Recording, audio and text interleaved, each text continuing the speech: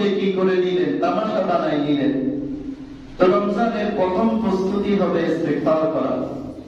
এক নম্বর প্রস্তুতি কি বলেন সবাই? ইস্তেগফার করা, বেশি বেশি করে ইস্তেগফার করা, নিজের গুনাহ মাফ চেয়ে নেওয়া, যাতে করে রমজানের আগে যদি আমরা আমাদের গুনাহ থেকে পবিত্র হয়ে যেতে পারি, আমরা অন্তরকে স্বচ্ছ করে নিতে পারি, তাহলে রমজানে আমরা একনিষ্ঠভাবে আল্লাহ তাআলার ইবাদত করতে পারবো। হাদিস শরীফের মধ্যে আছে, ইন্নাল মুমিনা ইযা আযনাবা, যখন কোন মুমিন কোন গুনাহ করে, কানাত নুকতাতুস সাওদাউ ফি কলবিহি, তখন তার অন্তরের মধ্যে কালো দাগ পড়ে যায়। তারপর সুন্নাস্তাগফারা, যখন সে তওবা করে, তখন সুবিলা কলবুহু, তার অন্তরটা আবার পরিষ্কার পরিচ্ছন্ন হয়ে যায়। তো আমরা যদি আমাদের অন্তরকে রমজানের আগে পরিষ্কার পরিচ্ছন্ন করতে পারি, তাহলে আমরা রমজানে কি করতে পারবো? একনিষ্ঠভাবে আল্লাহ তাআলার ইবাদত করতে পারবো। এজন্য আল্লাহ রাসূল বলেছেন, আত-তাইবু মিনাজ যামবি কামান লা যামবা লাহু, যে গুনাহ থেকে তওবাকারী মুমিন এমন যেন তার কোনো গুনাহই নেই। অন্য একটা হাদিসের কুদসির মধ্যে আল্লাহ তাআলা বলেছেন, ইয়া ইবনে আদম ইন্নাকা মা দাআউতানি ওয়া রাজাউতানি গফারতু লাকা আলা মা কানা ফিকা ওয়া লা উবালি।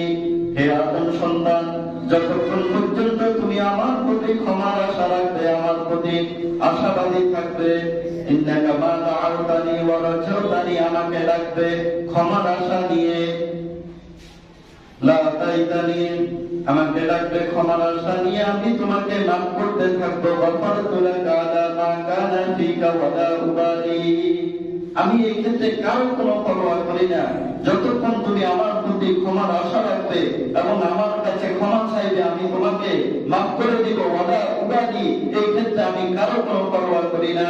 ইয়া ইবনে আদম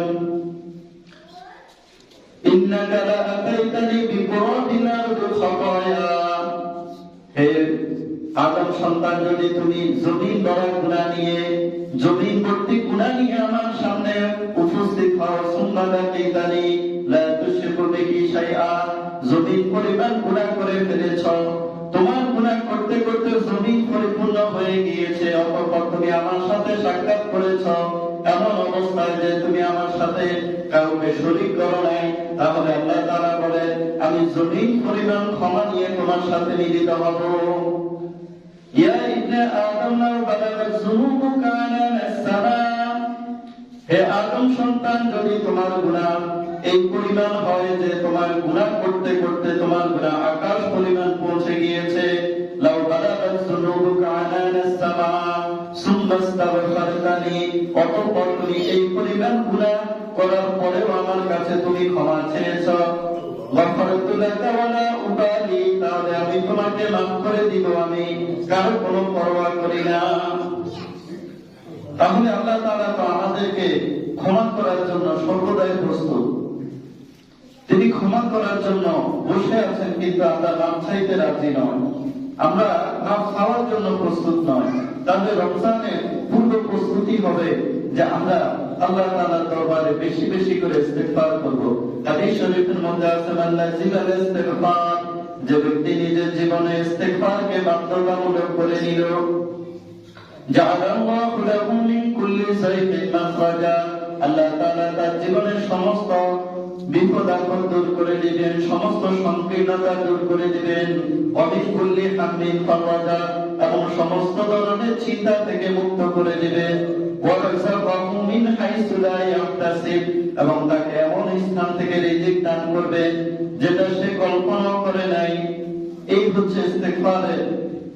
এভাবে আমরা ইস্তেগফার করে আল্লাহ তাআলা কাছ থেকে ক্ষমা চেয়ে নিব এবং আমাদের রিজিকের দরজাকে প্রশস্ত করে নিব। আল্লাহ রাসূল বলেন, লিমান উজিদা ফি তুবা লিমান ওয়াজাদা ফি সাহিফাতিহি ইস্তিগফারান কাসীরা, ওই ব্যক্তি বড়ই সৌভাগ্যবান যারা আমলনামায় অধিক পরিমাণে ইস্তিগফার পাওয়া যাবে। এবং আল্লাহ রাসূল নিজেও দৈনিক হাদিস আছে যে আমি 100 বার আল্লাহ তাআলার দরবারে ইস্তিগফার করতাম।